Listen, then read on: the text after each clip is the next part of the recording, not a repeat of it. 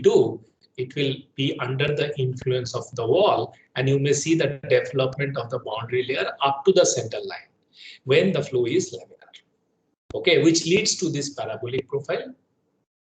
Whereas if the flow is very high speed, okay, typically for a pipe flow or plain Poiseuille flow, we know that beyond 2000, the intermixing of layers start. Less than 2000, we may see something like this. But beyond 4000, we may definitely see something like this, where the intermixing of layer will lead to a turbulent core, which will have more or less uniform velocity. Whereas this turbulent core will be sandwiched between that laminar sublayer, which is near the boundary. Okay, so you can see a boundary layer here, and then there is a turbulent core. This will go through. This will undergo a motion which is more or less equal to the free stream velocity, whereas the laminar sublayer near the wall, you will have losses due to the friction. Okay, and again, this can be defined in the form of the Reynolds number, and typical Reynolds number in a pipe flow is different from the Reynolds number on a flat plate. Okay, the transition point is also different. This is about 3 orders of magnitude difference.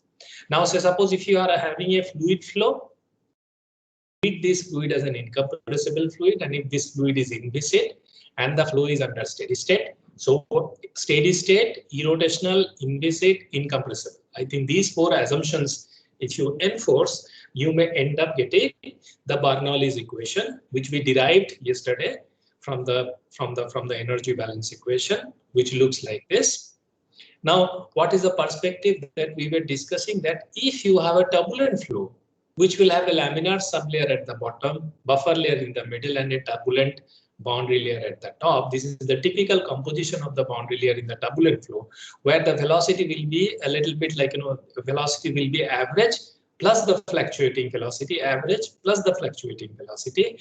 In that sort of situation, you may encounter the fluid will become compressible. There is one very important thing to understand.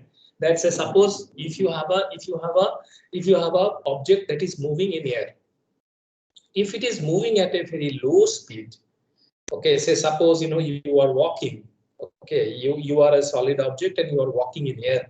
So what will happen? The flow will be laminar around you, and in that situation the flow can be incompressible. Okay, even if it is air, right? Air has very less amount of compressibility, by the way. Now, say suppose if you start moving at a very high speed, say suppose if you have a supersonic jet, right? Now, in that sort of situation, the same air which were behaving more of an incompressible manner when the flow was laminar, it will start behaving like a compressible fluid. Okay, and the description of the Bernoulli's equation for a compressible fluid is very different from the description of the Bernoulli's equation for an incompressible fluid. If a few slides back, we saw the Bernoulli's energy balance equation for an inviscid, incompressible, irrotational, steady flow, right? But for a compressible fluid, if I enforce the energy balance, it will look like this. And we were studying this energy balance from what? We were studying this energy balance from a generic engineering system, where there is a fluid that is coming at u1 velocity at this inlet, v1 velocity at this inlet, okay, at an elevation of z1, then it is passing through a heat exchanger, then it is passing through a turbine. In heat exchanger, you are adding heat. In turbine, you are extracting the shaft work, and then this is going out at v2 when the elevation is z2. In this sort of system, say suppose if I close everything, then the energy balance will become the energy balance for the closed system. If I don't have shaft work, if I don't have this heat addition, okay, if I just make sure these kinetic energies are 0, so I will have a very simple system which is associated with a closed system. I discussed about this piston cylinder problem that we generally encounter while we study the first law of thermodynamics, which is true for a closed system. But for an open system like this, we know that this will get modified into something like this. Okay, where this delta Ek, which is the variation in the kinetic energy in the macroscopic scale, you also have the kinetic energy which is at the microscopic scale, which is the molecular motion. This delta Ek is associated with the velocity change of the fluid. This delta Ep is the change associated with the elevation. Okay, so these are all macroscopic energies, change in the macroscopic energies, which will get added to this particular system in order to have a modified energy balance equation. This is for an open system and this is for a closed system, right? Now, once that happens, this is your energy balance system. Now, in this situation, what is your change in the kinetic energy? You can see that half of u2 square minus u1 square. This is the change in the velocity. What is the change in the change in the potential energy? Z2g minus Z21. The change in the elevation, that is the change in the potential energy. So you modify your energy balance equation like this, and then what you do? Sorry, this capital V was volume. Okay, and this small u was velocity. So there is a volume change also. So you may see that there will be a pressure volume work associated with P1 A1 V1 by A1 and P2 V2. So you divide the work into two parts. One is associated with the pressure volume work, and the other is associated with the shaft work. So W is WS plus WPV. So WPV will come out to be like this, and WS is for the turbine shaft work is coming out to be like that. If we plug in this equation, and then if we do a little bit of rearrangement, we may see one property will emerge, which is delta U plus delta PV. Okay, this is nothing but the way you define the enthalpy. So enthalpy is the internal energy plus the total change in the pressure volume energy. That is the way you define the energy of an open system.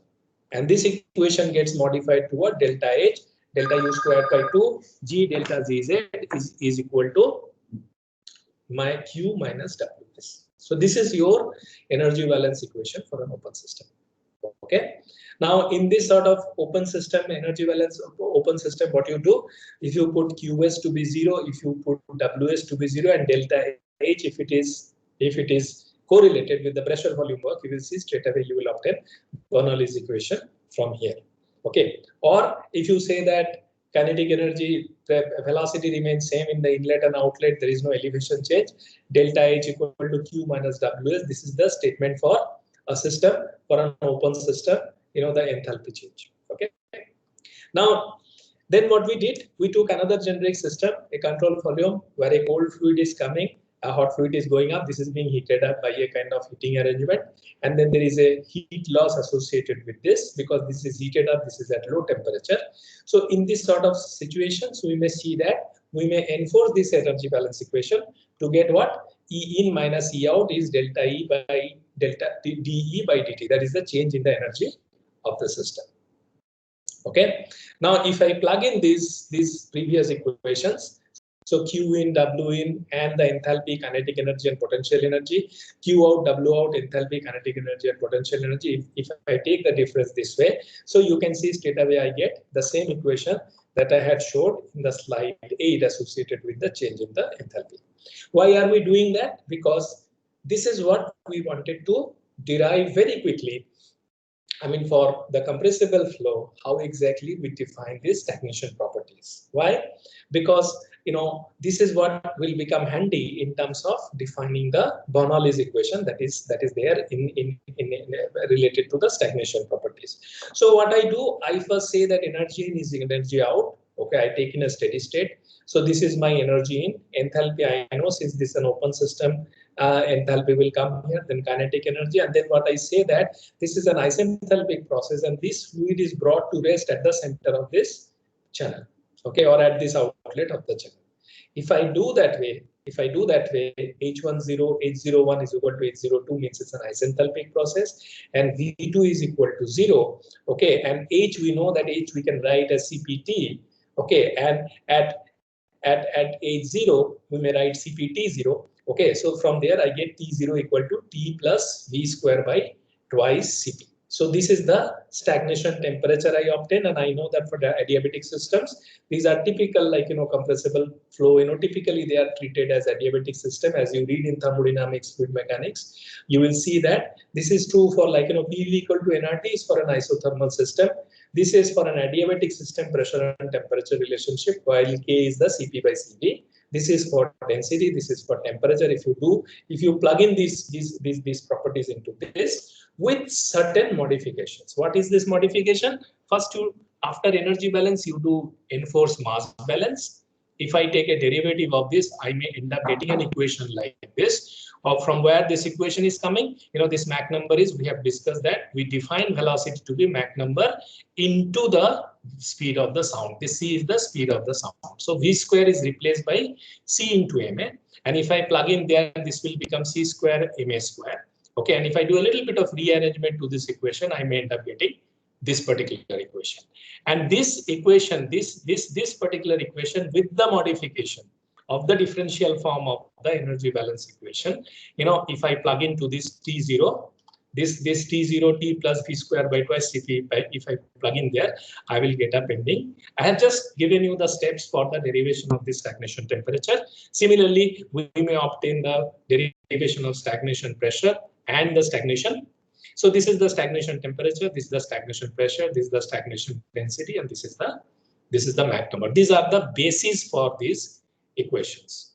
Okay. Now, once I have that equation, how exactly for a compressible flow the energy balance is changing? This is enthalpy, this is the kinetic energy, this is the heat addition, this is the enthalpy out, this is the velocity at the outlet, and this is the work done. So now all these expressions can be written in terms of stagnation temperature, stagnation pressure, and stagnation density, and then you can make an analysis. This particular part is beyond the syllabus of second year, third year BTech students.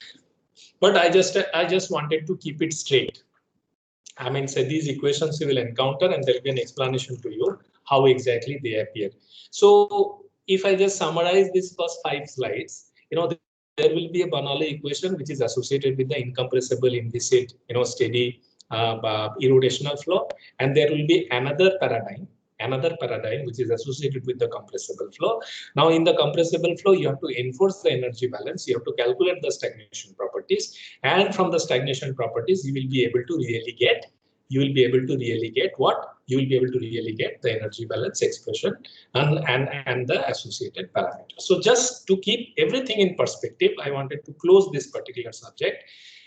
Definition of energy balance in the open system, definition of energy balance in the closed system, definition of internal energy, definition of enthalpy, okay, and how enthalpy and internal energy is getting integrated to the engineering systems, in which situation you are using which parameter, okay, and using that energy balance for the incompressible and compressible flow, how you are able to really get the energy balance equations, okay. So this is the overall perspective related to the fluid flow. Now, once we do that, once we do finish that, now let us get back to our main subject. And our basic operation will be what? Our basic operation will be the boundary layer in the laminar and turbulent domain. We will not indulge into the compressibility. We will just focus on the incompressibility in our entire course. Okay, we will not indulge into any part of the compressibility because that is beyond the scope. You first understand the incompressible part well. Okay, so let us go one by one.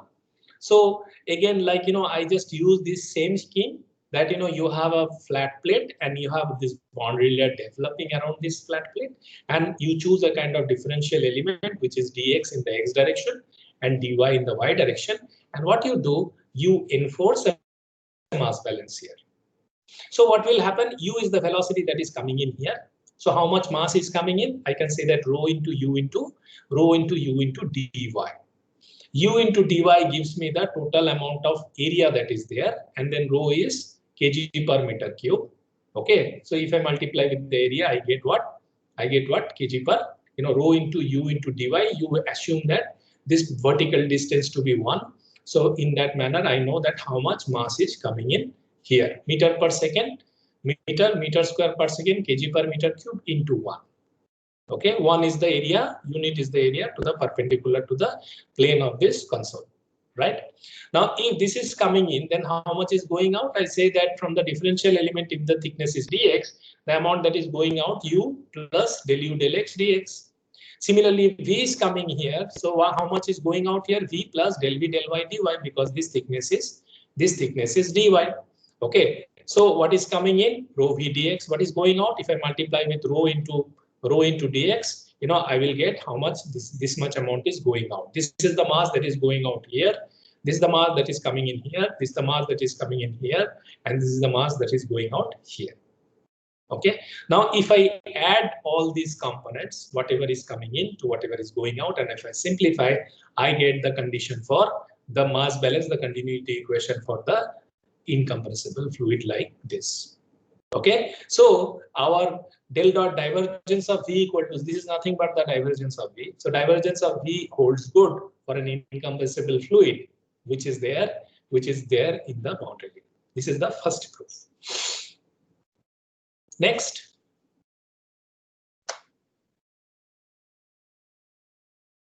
Next is the momentum. Okay, so what I do with the momentum? I do with the momentum like this. So only what I need to do, rho u dy I already did for mass. I just need to multiply with the velocity here. Okay, so I just need to multiply with the velocity here. So what I do, I do rho u square dy. So you may see that if I'm really looking at, this is u plus dx, this is coming out. So momentum flux left phase is this phase, per unit time is rho u dy into u, so rho u square dy. Right phase, rho u plus del u by del x whole square into dy. Momentum flux in the x direction, bottom phase, I'm just looking at this direction now. Laminar flow is like this. So what will happen? Rho v u into dx, and momentum flux in the x direction, what will happen? This is the only change that you see from the other places. So v u, and then again what you are doing, v plus del v by del y dy into u plus del u del y, because you are looking at the x. If you are looking at the y momentum, momentum mass is a scalar, momentum is a vector. So here you are doing what? You are trying to do a momentum balance in the x direction, right? That's why you are multiplying with the momentum, whatever velocities are there, you are multiplying on that plan with the momentum of the momentum in the x direction. Right. So at this particular point, what is the v velocity? V velocity is this. What is the momentum in the x direction? V into u. At this point, what is the velocity? V plus del v by del y dy. What is the momentum? Into u plus del u del y plus dy. What is the pressure here? P dy. Okay. What is the pressure here? P plus del p by del x into dy. Right. So now if I accumulate all these terms, if I accumulate, this is the pressure, this is the y momentum, this is the x momentum, okay, and this is the viscous shear force. So at this particular plane, what is that? Mu into dx into del u del y. You have one plane, dx means in this, and then you have in the z, you have considered unity. What is here? Mu into x del u del y plus del y of del u dy into dy. Okay, so if you do that way, then what you get, the net viscous force to be mu into del square u by del x square into dx dy. This is coming from the difference between these two. And if you add all of them, you end up getting what? This is what is called the Ossian's equation. In Navier-Stokes equation means you will have one del u by del t here. If you remove that, for that will be a kind of unsteady convection diffusion equation. But then if you put del u by del t to be 0, for a steady state convection diffusion equation, Navier-Stokes equation, that is what is called the Ossian's equation. So you end up getting this Ossian's equation. This is your the nonlinear hyperbolic convection terms. This is the viscous term, and this is the pressure gradient term. So if I just do a kind of momentum balance of a control volume inside a boundary layer, I end up getting the steady state Navier-Stokes equation or the Ossian's equation. If I do a mass balance, I get the continuity equation for the incompressible fluid. Okay, now how do I develop the equation for a boundary layer? Okay, now once I know these two momentum equations, I have to get first how exactly I define, I get the I get the integral, or I get the balance form of the boundary layer, and then how do I get the velocity profile? How do I get this delta, the thickness? And what are the related parameters? How exactly this delta is associated with the fluid? This delta is associated with the mass flow. Okay, how exactly this delta is associated with the temperature? So these are the different factors, that we need to understand. And here, whatever analysis I am doing, you have to understand that this is under, why am I writing LBL as the heading of this slide? This is laminar boundary layer. Okay, so suppose if you have a flat plate and you have a fully developed a boundary layer in a laminar flow, okay, and it has a profile like this. the thickness of the boundary layer is delta. Okay, then what you do, and then free stream velocity is u infinity. This is your dx, and this is your height. This is height, and then this is a kind of like xy plane. If this is the situation, if u is the local velocity, then how do you go about analyzing this boundary layer? Once you know that continuity as well as the momentum equation is valid as discussed in the last two slides. So how do you go about that? So first what you do, you say that in the boundary layer, I choose a differential element, say dy. Okay, and I try and see what happens to the momentum around this. So if I'm able to really figure out what is happening here, then I integrate over, say 0 to delta or 0 to h. Okay, 0 to h is a very generic way of doing it. I consider free stream at the same time boundary layer.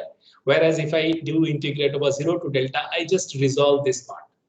Okay, so let us first attempt what am I doing on 0 to h. So I first go to this plane 1 and see the mass flow through the plane 1 is what we have just now done, rho u dy 0 to h. Rho is the density, u dy is the velocity. In this particular plane, u is the velocity. Okay, so u dy into rho 0 to h, the mass flow through the plane 1.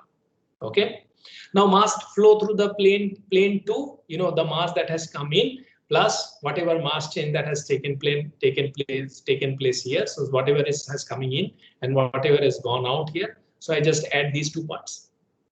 Okay, now what is momentum? Momentum is very simple. I multiply u, and here also I multiply u. Whatever mass is coming in, whatever mass has gone out in the dx. At the same time, what I know, whatever momentum has come in, whatever momentum has gone out. Now what I do, I say that, this mass flow, this particular mass flow carries it with a momentum in the x direction. In the x direction, it is carrying a momentum of what? Say, suppose this is the mass flow. Okay. And then what you do, you multiply this with u infinity. Rather than taking over an integral, what you do, you say that this is multiplied with u infinity. So d dx, this is your mass flow. This is the momentum, and then you multiply this with dx. Okay, rather than integrating over 0 to h, you say that the mass flow carries with it a momentum in the x direction is equal to something like this. So this is associated with the u infinity. Why you are saying that? Because you are assuming that, say, u infinity is the free stream velocity that is coming. Now that u infinity, if you multiply with whatever is the mass change associated with the system, that is your total momentum, right? So your net momentum flow out of the control volume is what? You take, this is the one that is going through 2 minus of this particular momentum that it carries inside. So you are taking the one that is going out through the plane 2 minus with a free stream velocity. You are subtracting it here. Right now, once you set up this case, this particular expression is called the most general form of net momentum flow out in any boundary layer system. So this is the most generic equation possible. This equation, you remember, this is very important to remember this equation, because every analysis we will do now onwards, it will be based on this equation. This is the first equation that was derived, okay, in order to analyze any type of boundary layer flow, where you really do the calculation based on the momentum and mass that is coming in and momentum and mass that is going out. Based on that, you are making a calculation associated with a system. So suppose this is a kind of like differential element. In that differential element, you are considering this to be a kind of differential boundary layer element. And in that differential boundary layer element, you are trying to see how much momentum has come in and how much momentum has gone out. What is the purpose? Purpose is that this particular equation is going to give me the velocity profile that is associated with this boundary layer. This velocity profile will be flow velocity profile, right? But then what is the final purpose? Final purpose is, say, suppose if it is a convection, okay, suppose it is a conjunction of conduction at the bottom with convection. So I have to finally know what is the temperature profile in this boundary layer. right?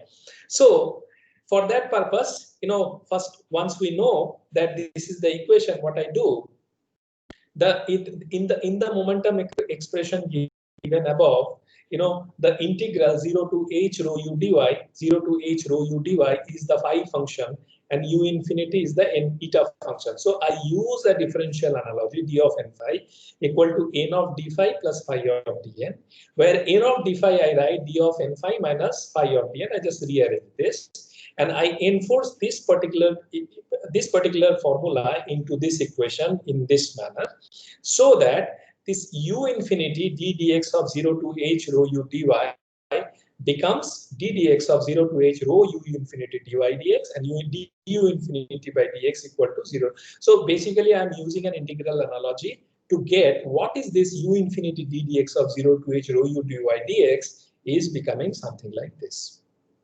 Okay, now this will help me in correlating the equation with the Bernoulli's equation. How do I do that? So first I say that, in this geometry, what is the wall shear? Wall shear is nothing but mu into del u del y. So you can see that that's what I'm doing. What is my wall shear? Tau is my stress at the wall. That is the frictional stress at the wall. Tau into dx means tau into dx into 1. That means this is my force at the bottom one. And how do I define that? That I define minus mu into dx into del u del y. Dx is again coming, this dx and dx is again coming in the form of area. This is also stress. Excluding the dx, this is also stress. Excluding the ds, this is also stress. Stress multiplied by the area, you get what? You get the force. So this force is equal to this force. One is not seen here. And then del u del y at y equal to 0. Okay, del u del y at y equal to 0. So this is your wall shear stress, right? Now, you may write the wall shear stress, okay, that is there, the tau w minus dp by dx into h. Okay, so this is what? This is nothing but rate of change of momentum, correct? This is nothing but rate of change of momentum across this differential element dy. What is rate of change of momentum? What is rate of change of momentum? You can write the rate of change of momentum is nothing but the surface and the volume forces, that is to the left hand side. Basically, I am enforcing the Newton's law here. Okay, this is my rate of change of momentum that is coming in the boundary layer, which is equal to what? The shear stress and as well as the pressure forces. Now, if you enforce Bernoulli's equation, you may get what? Say again, we do the same thing. Energy balance equation for an incompressible flow, H1 V1 square by 2 from the same elevation across the boundary layer, H2 V2 square by 2. So H by V square by 2 equal to constant. dH equal to V dV. If I put a thermodynamic analogy where this process is isentropic, okay, where there is no entropy change, I can write dH equal to V dV. Okay, now this V dP, if I replace here, I get dP by P equal to V dV. So essentially, you may see that I have just done that, dP equal to U d infinity U. Now, why the minus sign is coming here? The minus sign is coming here because, dP by dx. Okay, so dP by dx is equal to minus of dP by dx is equal to minus of U minus of rho U infinity du by dx. So you can straight away see the Bernoulli's equation, which is there for no elevation, zero potential energy, is straight away is giving me this type of analogy, which I can enforce from where this equation is coming. This equation is nothing but what I have derived here. Okay, so in that equation, if I just enforce this boundary, enforce this analogy of dP by dx, I end up getting an equation like this, which is equal to rho of d dx of 0 to delta. Okay, now you see that what am I doing? I'm just enclosing the 0 to h to 0 to delta u infinity minus u into u dy equal to tau w equal to mu into del u del y equal to 0. So now for the constant pressure condition, why am I doing that? Del p by del x equal to 0. I'm assuming that for that thickness, for that flow to happen, I'm just keeping this delta p by dx is equal to 0, or it is atmospheric. 0 means it is not changing. Okay, that means it is for that volume differential volume element, it is only the kinetic energy is changing. The pressure gradient is not changing.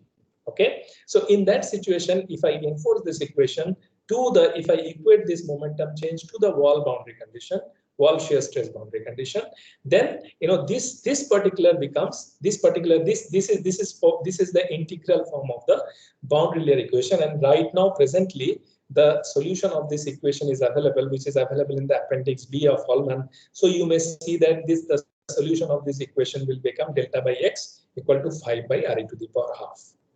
Okay, but that is not the focus of this work. The focus of this work is something like this, that when I have this equation and after a few assumptions, when I enforce this equation, what I do, I say that this particular boundary layer, this was the first step in, this was the first solution of this velocity profile of the boundary layer equation. What people suggested that rather than going for an analytical solution, what I do, I first assume that since it looks like a kind of polynomial, I first assume a power series of fourth order, power series of third order. Okay, what is that? I say that this velocity profile is u equal to c1 plus c2y plus c3y square plus c4y cube. I don't attempt initially an analytical solution, but I go for a semi-analytical solution, saying that u equal to c1 plus c2y plus c3y square plus c4y cube. Okay, and then I try and see what are the different boundary conditions. U equal to 0 at y equal to 0, because I need 4 boundary conditions here. U equal to u infinity, y equal to delta, y equal to delta, u equal to u infinity. Del u by del y at this point at y equal to delta, del u by del y equal to 0, because you can see that this velocity profile is gradually flattening to del u by del y to 0 at this particular one of 2 boundary condition at y equal to delta, and y equal to 0 you have a boundary condition, and you have at y equal to 0 you have another boundary condition that del u by del y equal to 0. Okay, now you say that second order derivative of that, which is also called a constant pressure condition. Say here what you assume del p by del x to be 0. That del p by del x to be 0 at y equal to 0 actually gives you another boundary condition, del square u by del y square equal to 0. You can very easily see that mu del square u by del y square will be equal to minus del p by del x. Now this del p by del x equal to 0 means you may straight away say that del square u by del y square equal to 0. That boundary condition you enforce here. Okay, and if you enforce all these 4 boundary conditions into the power series, you end up getting a velocity profile like this. Okay, so this is the first derivation of the boundary layer velocity profile using the power series. Okay, with this boundary condition and with the balance equation that you have enforced here, mass and momentum balance equation enforced here, you basically have done a kind of momentum balance across this place. And this momentum balance, what you did, you did correlate to this momentum balance to what? To the shear forces and to the pressure forces, assuming that the net pressure change across this boundary layer is actually minimal. Now, once you solve this, once you get enforcing this boundary condition, once you get this C1 and C2 values, and you get the U infinity, what you do, you plug this equation, plug this velocity profile back in this equation. Okay, you plug this equation, this velocity profile, this is the force balance equation, this is the Newton's second law of motion for the Newton's second law of motion. This is basically the Navier-Stokes equation, outcome of the Navier-Stokes equation for what? For the boundary layer. Now, once you have the velocity profile, what you do not know here, you do not know this U's here. Now you have obtained the velocity profile assuming a power series of that, and once you enforce into that equation, you may see that 0 to delta u infinity, you are enforcing into this equation. And if you do a little bit of simplification with these constants available, you end up getting a correlation which is delta by x, the thickness of the boundary layer. This x is the distance on the plate from 0 to x. Delta is the thickness of the boundary layer, is 4.64 divided by RE to the power half, REx to the power half. Okay, here said the analytical solution gave us what? Delta by x equal to 5 by root over of RE. Here what you got, with a very simple power series analysis, you obtain the similar correlation delta by x, which is 4.64 root over of RE. What does it say? That as I increase, as the Reynolds number increases, what will happen first? As the Reynolds number, you can take this delta x here in the right hand side. So what it says that as you increase the x, delta will keep increasing, but this will not be a linear increase. Why? Because RE also is having a x. Okay, so what is RE? RE, you know that u infinity x by nu. So essentially delta will be moving towards square root of x. So you may see that this is the way this is increasing, which is more or less the square root of x. What is the other thing is that as you increase the Reynolds number, what will happen? Increase the Reynolds number means, the thickness of the boundary layer will reduce. Okay, and then the correlation will be delta will be proportional to RE to the power minus half. That means, the thickness of the boundary layer is inversely proportional to the Reynolds number. So this was one of the biggest breakthroughs that, using this equation, what you could do, you could really measure the thickness of the boundary layer. And why this was very important breakthrough in engineering innovation, because essentially this boundary layer part is the place where you are incurring the frictional losses. You may recall your +2 mechanics and friction related problems during JEE, where you extensively studied, say suppose two solid undergoing a friction. But in engineering processes, suppose you are trying to flow a liquid into a pipe. The major losses are associated with the friction. Okay, and the friction takes place in which place? Is it at the interface between the liquid and the solid? The answer is no. Okay, it happens at the interface, but there are far-reaching consequences other than only that a single plane which is at the interface of a solid and a liquid. Okay, it happens over, say suppose when you were calculating +2 level, you are calculating the friction only at that level. But then you now understand that friction is not only going to happen here, but friction may happen for a even larger amount of space, which is called the boundary layer. And this is why you need the pump to be integrated. Your pump need to work harder, because the losses, you want to put the fluid to flow in U infinity. But moment it is encountering the wall, there will be losses associated with the friction, and which will put additional workload to your pumps. Additional workload to your pump means additional cost to your product. Okay, that means additional power requirement, and that is leading to additional expense from your side, which is increasing the cost of your product. So the point is that what are the conditions under which you have the boundary layer thickness that is minimum. Yesterday we discussed that H by delta, K by delta is H. Heat transfer coefficient is high, boundary layer thickness is less. That means if you really want to transfer heat faster, okay, you also require this boundary layer to be thin.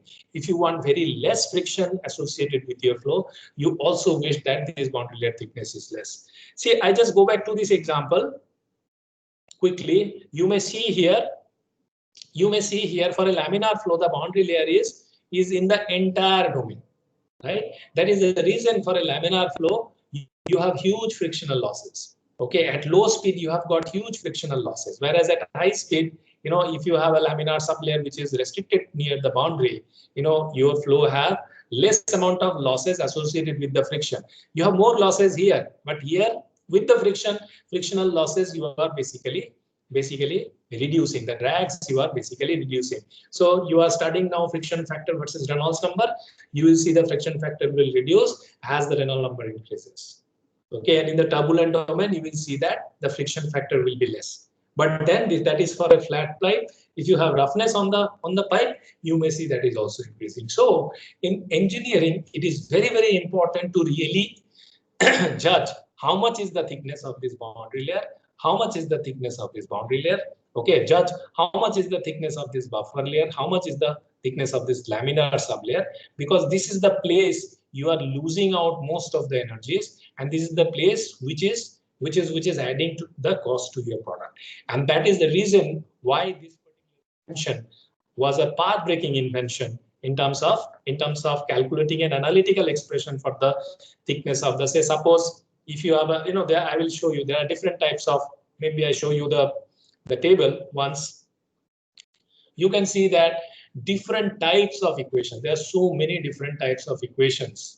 Different flow regime, different Reynolds number, okay, different geometry. You can see there are so many different types of boundary layer thickness associated with skin friction coefficient and the other heat transfer characteristics which we are going to study now, that are correlated to this delta, okay, which is the thickness of the boundary layer. This is so important. It's such an important invention, and this was done by one of our leading fluid mechanics. Okay, so this analytical expression, and at the same time this is a kind of semi-analytical form to get what is the thickness of the boundary layer. Why?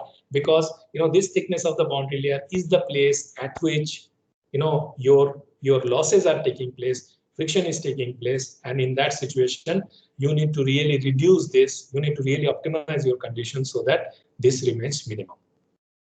Okay. Okay, now once that happens, what happens to the energy equation? Before going that, I want to discuss one very important concept with you. Right? This is your hydrodynamic boundary layer delta that we were discussing. Okay, this particular equation is called the hydrodynamic boundary layer delta. Now, say suppose if you have a fluid which is flowing, say suppose this is a heated wall and this is your fluid that is flowing on the heated wall, right? The question people ask then, that say if that is the case, if the fluid is touching this particular interface at say time t equal to 0, question is that if this wall is heated up, what will be the fate of the thermal boundary layer? Okay, this is hydrodynamic boundary layer and this is thermal boundary layer. What is a hydrodynamic boundary layer? Where the fluid is moving. What is a thermal boundary layer? People thought that this particular, if this particular object at a higher temperature, when it is in touch with the water, it will not immediately get heated up. It will take some time before it will start heating up. Okay, and it will take like say suppose asymptotically, if you keep going towards the downstream, it will asymptotically meeting with this hydrodynamic boundary layer, because you can anticipate that how come the temperature may propagate before the mass arrives. Okay, so it was always told that this thickness, which is the thickness of the thermal boundary layer, will always be less than the thickness of the hydrodynamic boundary layer, and delta T can be maximum delta. It will not be beyond delta. Okay, so this was the first assumption that was made, that when the hydrodynamic boundary layer develops, underneath the hydrodynamic boundary layer, there are two more boundary layers that develop. One is the thermal boundary layer and the other is the mass boundary layer. This delta is associated with hydrodynamic, means it's a momentum boundary layer. Now say suppose if this particular material is diffusing into this. Okay, I say that this is salt and then you are putting water. Water is going into a salt bed, right? So what will happen? Salt will start dissolving into this water. Now that boundary layer is called the mass boundary layer. Okay, here only fluid is getting developed. Say suppose there is a fluid velocity 0, suppose there is a fluid velocity of u infinity here, right? Now this is the fluid velocity, so this particular boundary layer is associated with the momentum boundary layer of a flow. Whereas two more types of boundary layers that are possible. One is the thermal boundary layer, and the third is the concentration boundary layer, material boundary layer, or mass boundary layer. Now these two boundary layers will always be smaller than, at least at the developing stage, it will always be thinner than the hydrodynamic boundary layer, because if there is no hydrodynamic boundary layer, there is no thermal boundary layer. If there is no hydrodynamic boundary layer, there is no mass boundary layer. These are developing only because this is developing. So this is the superset, and this is the subset of that. As the hydrodynamic boundary layer grows, as the momentum boundary layer grows, you will gradually see the thermal as well as the mass boundary layers will develop. So when I'm looking at energy equation, my target is to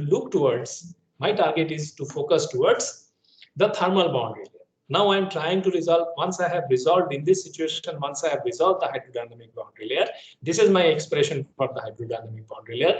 My question is that now what will be the fate of the thermal boundary layer? So again, I go back to the same geometry, right? Now I know what is the amount of temperature coming in. This is trivial now. You have done so many differential equations up to this point. Okay, the only thing that you have not done, okay, what is that? What is the temperature flow with the fluid flow? This is what you have not done up to this point. Up to this point, you have done the convection part, conduction part, but the one that you have not done is how much is the movement, how much is the transport of the temperature with the fluid flow. Okay, so how do we do that? So when you have a volume like this, so again, this is a boundary layer and you have a dx dy material, a differential volume element here. Now, if you look at that, so what you do, energy convected in the left phase, convected in the left phase. So with some fluid, energy is getting convected from here to here. Energy convected in the bottom phase. Okay, heat conducted in the bottom phase. Okay, and the net viscous force on that element. So something is coming in, and then why viscous force is coming in the energy equation? Because you know that if there is a friction, there will be heat generation. Okay, viscous work done. How are we going to do it? We have already discussed during this quiz that if you take force into displacement, you are going to do that. Right? So how exactly we do now this way? So now say suppose if I look at the net viscous work done. So the viscous shear force is the product of shear stress and the area. Okay, so the force is what? Mu into du dx into area into dx into 1. So this gives me the viscous shear force. Okay, the distance through which move per unit time du del u by del y into dy. Del u is the movement in the x direction, dy is the y length, and into dy, this is the distance through which it moves unit time. Okay, so net viscous energy, if you multiply these two, you get this is the net viscous energy that is delivered to the element. Okay, so you may see that this is the energy that will be generated because of the net viscous force. What is the energy convected in? Rho Cp U T into dy. Okay, what is the energy convected out? Now u plus del u by del x dx, t plus del t by del x. This is in the x direction. You just add these two components there. So if you engulf all these things into the balance equation, you may get something like this, which is your energy balance equation. This is the convected part. Okay, this is also the convected part. Okay, this is the conducted part. This is the force due to, this is the work done due to the viscous force, and this particular term is also called the viscous dissipation of energy. Please note this term. This is a very important term. Viscous dissipation of energy. Friction not only restricts, say suppose if you have a flow that is taking place, in the flow, friction not only restricts your flow, it just not only drag your flow, but it also converts the mechanical energy into thermal energy. It also converts the mechanical energy into thermal energy in the form of viscous dissipation. Right? That's the reason if you are really flowing a fluid for a longer duration, on a surface, the friction will heat up the interface. Okay, the friction will heat up the interface. That means the mechanical energy is getting converted to temperature. This particular phenomena is called the viscous dissipation of energy. Okay, so this viscous dissipation of energy, what it is doing, it is also balancing the total energy. This is the conducted, this part is the convected. So convected energy is either conducted or getting dissipated here. right? Now I know continuity equation is this. So if I enforce here, I get a very simplified equation. So this part is convected, this part is convected. Again, you can see the Navier-Stokes equations, the transport equations. This is the convection part, hyperbolic part. This is the elliptic part, and this is coming because of the viscous dissipation. That means conversion of mechanical energy into thermal energy, and that's the reason why it is coming in the enthalpy balance or internal energy balance or in the energy balance equation. Okay, so once I derive the temperature equation, so I just finished this particular lecture with this, that I have a temperature balance equation like this. So in this sort of situation, I assume that U equal to U infinity, and this U is equal to U infinity, and this Y equal to delta. So if I look at this particular term, how will it look like? Alpha del square T by del Y square. I can simply write alpha into T by delta square. Delta Y square means delta square.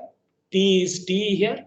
Okay. Mu by rho Cp del U by del Y whole square. This I can write mu by rho Cp. This is U infinity. Delta Y whole square, U infinity square, because there are two delta U and there are two delta Ys, that is delta square.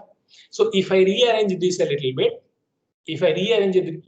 bit, so I can write this as Prandtl number, which is Cp mu by K, Prandtl, P-R-A-N. It is not PR. Many of you were telling in the quiz that this is PR. It is not. It's public relation. Nahi hai. This is Prandtl, P-R-A-N-D-T-L, Prandtl, German scientist. Okay, V by mu, Cp mu by K. If I enforce this into this equation, I may get PR into U infinity square by Cpt. Now, what is U infinity? I put a very high velocity, 70 meter per second. Okay, 70 meter per second. Then Prandtl number typically for air is 0.7. I'll come to that later. Cp is 1005. Okay, and temperature is 293, which is room temperature. If I put it, I may see that this particular term will be very, very less. For air, this particular term will be very, very less.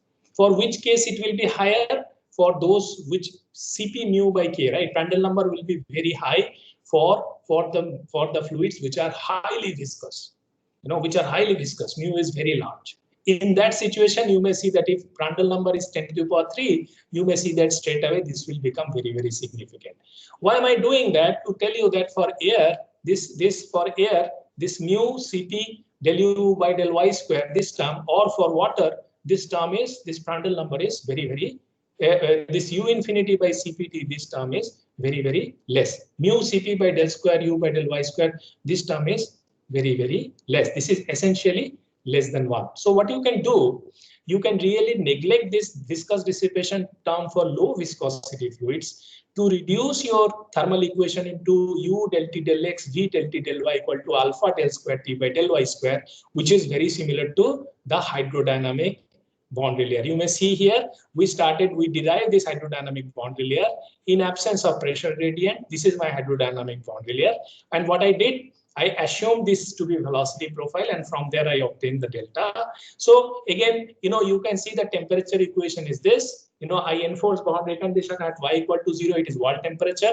At delta T temperature gradient, I may assume the temperature profile is like this. So delta T equal to delta T by del Y equal to 0. At Y equal to delta T, T equal to T infinity, and no viscous heating leads to del square T by del Y square equal to 0 at Y equal to 0. No viscous heating.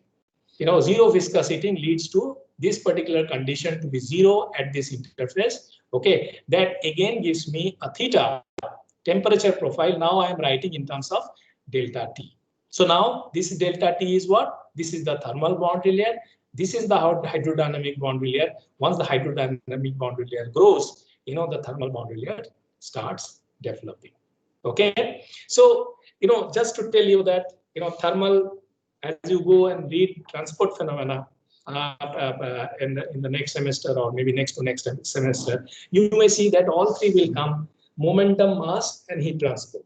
So these are the three major building blocks of any engineering subject related to mechanical, chemical, civil. Okay, so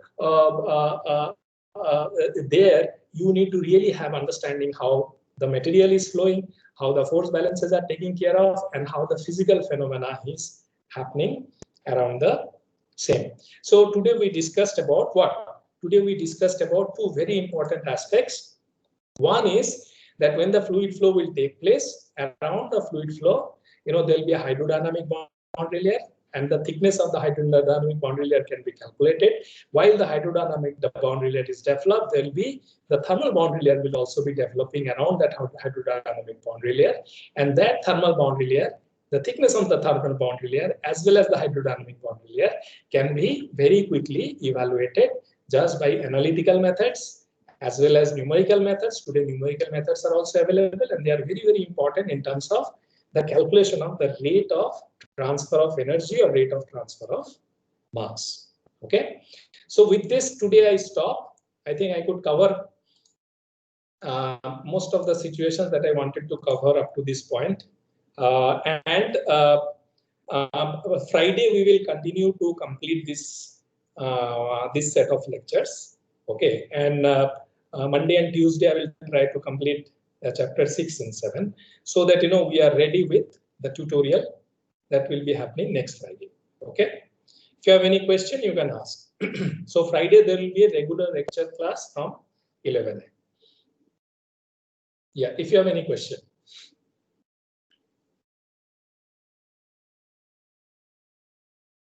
Anybody has question?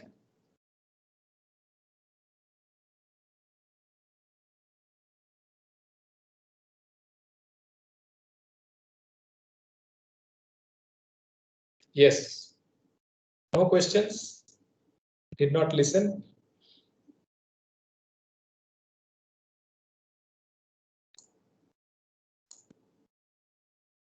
Yes. So if you do not have questions, so let us meet on Friday at 11 a.m. to conclude this lecture, and then we will continue with the forced convection before going to the radiation, boiling condensation, and finally with the heat exchanger. So this will ensure that we will complete the entire